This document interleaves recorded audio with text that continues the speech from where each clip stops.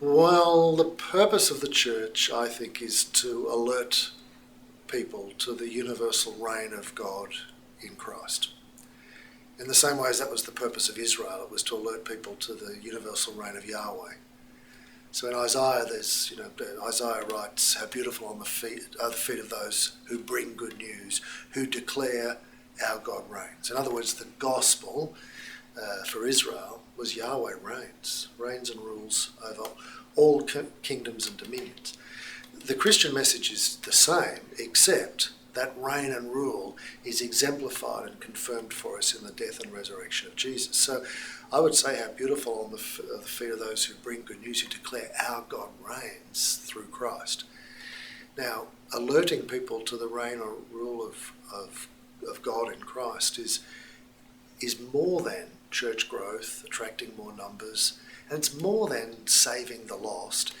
It's actually saying there is an irreversible, non-negotiable truth at work here. God reigns whether no one on this planet acknowledges it. That is an irreversible fact.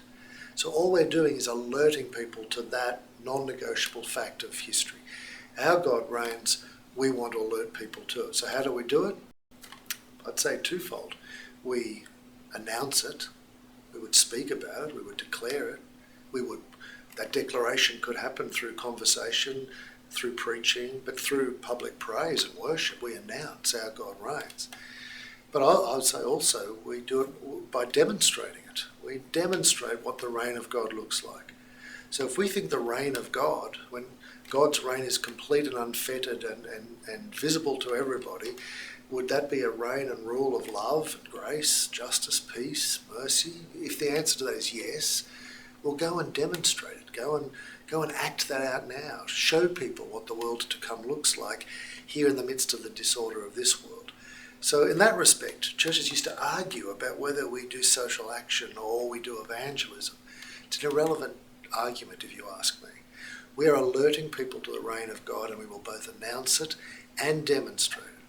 So one of the kind of ways I like to look at that is, imagine that the world to come, when Jesus comes and everything is regenerated as was originally intended at creation. Imagine that's the biggest, most amazing blockbuster movie you can ever imagine.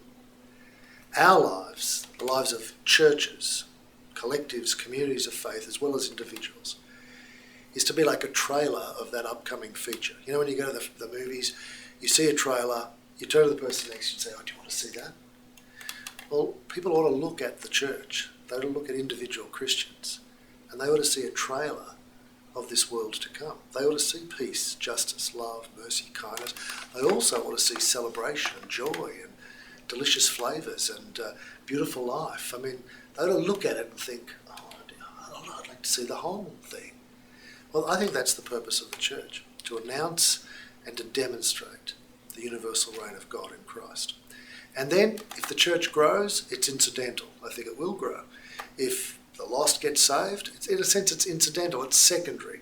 The primary goal is this alerting people to this irreversible truth of God's reign.